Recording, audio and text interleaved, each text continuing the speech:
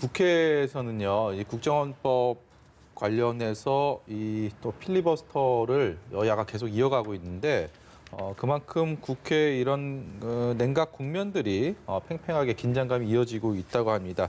저희가 그 부분도 포함해서 현재 상황들 여러 가지 현안들에 대해서 잠시 민주당 수석 대변인 맡고 있는 최인호 의원 연결해서 알아보도록 하겠습니다.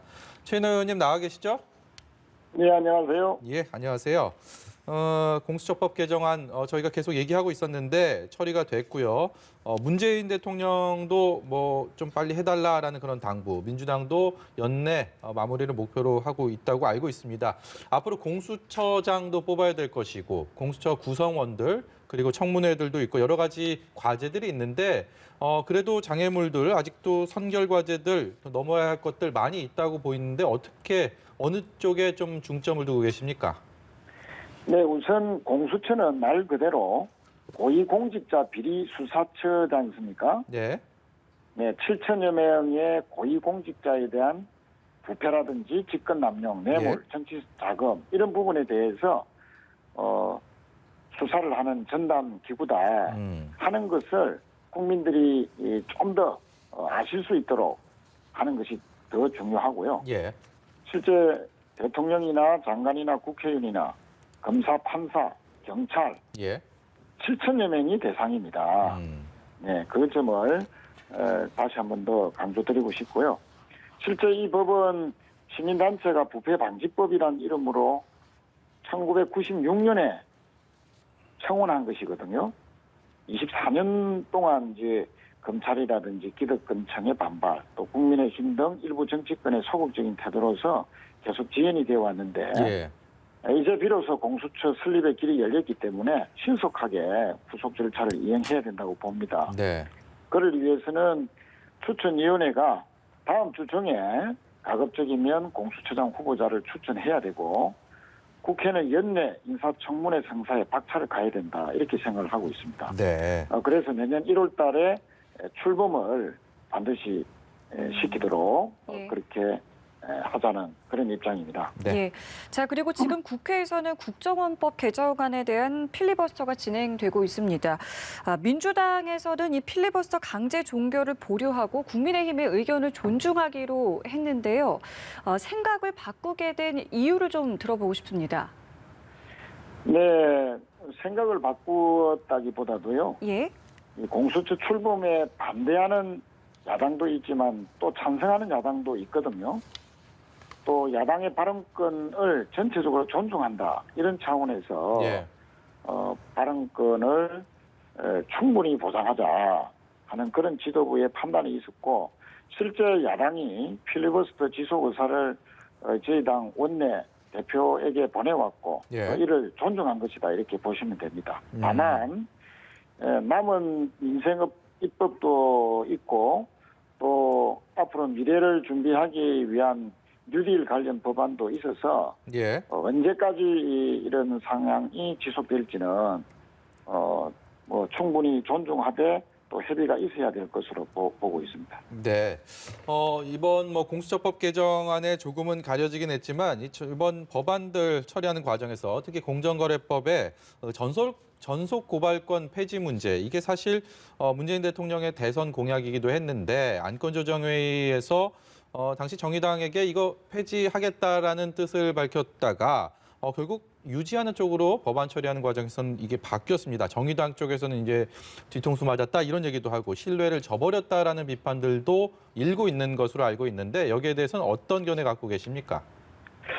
네, 이 전속 고발제의 논의의 핵심은 공정거래위원회가 부당한 일을 저지른 기업을 봐주기 한다 하는 그런 문제의식에서 출발한 거지 않습니까? 네. 그런데 최근의 양상은 고발 98건 중에서 88건이 중소기업이나 중견기업에게 집중되어 있습니다. 네. 다시 말씀드리면 이 중소기업들은 법적 대응력이 약해서 고발이 되고 나면 쉽게 회사를 그만둘 확률이 매우 높아지는 것이거든요. 네. 그래서 기업 현장에서는 준비가 더 필요하다 하는 그런 판단이 있었다 하는 말씀을 드리고 또 한 가지 우리가 고려해야 될 점은 공정거래위원회가 과거에는 소극적이었지만 최근 3년간은 고발에 상당히 적극적으로 나서고 있습니다. 조달청이라든지 중소기업부 등이 공정위로 요청을 하면 예. 반드시 고발해야 하는 의무 고발 요청 제도를 또 도입을 했고요. 그래서 전속 고발제 부작용 우려가 과거와 같지는 않다 하는 이런 점도 상당히 감안이 되었다. 그렇게 말씀드리겠습니다. 이번 임시국회에서 처리하지 못한 법안들도 있고요. 앞으로 이어질 재보궐선거에서 정의당과의 이른바 범여권의 연대 이번 문제로 크게 문제가 되진 않을까라는 생각도 있는데 여기에 대해서는 어떤 견해 갖고 계시죠? 이번 법 처리와 재보선은 전혀 관계가 없습니다. 네. 알겠습니다. 자, 그리고 어제 있었던 윤석열 총장의 징계위 이야기를 좀 잠시 나눠보겠습니다. 다음 주 화요일에 이제 추가 회의를 열기로 했는데요. 절차적 정당성을 비롯해서 혐의에 대한 판단까지 여전히 좀 논란은 큰 상황입니다. 의원님께서는 좀 어떤 결론을 내는 게 합당하다라고 생각하시는지 듣고 싶은데요. 네, 징계위는 어떤 결론도 예단하지 않고 예. 공정하고 적법하게 심사할 것이다. 또 우리는 그 결과를 지켜볼 것이다. 이런 입장입니다.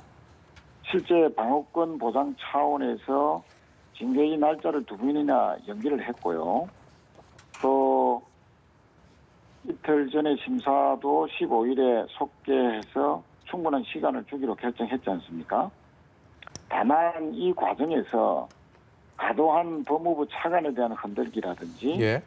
또 징계위원회에 대한 무분별한 공개 이런 것들은 오히려 공정한 심사를 어렵게 하는 상황이다. 네. 이렇게 보고 있고요. 네.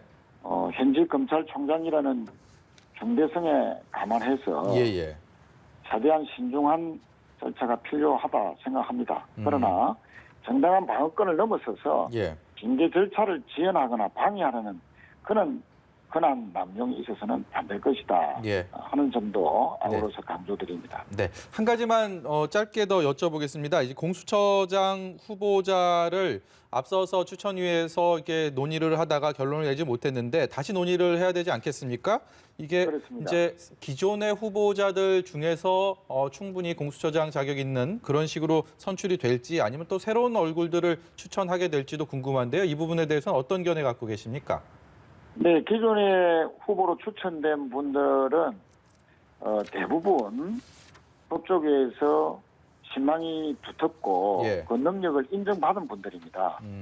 당연히 그분들 중에서 추천위에서 후보로 압축해서 대통령께 추천해야 된다 이렇게 생각합니다. 네, 오늘 말씀 여기까지 듣도록 하겠습니다. 지금까지 민주당 수석대변인 맡고 있는 최인호 의원이었습니다. 고맙습니다. 고맙습니다. 감사합니다.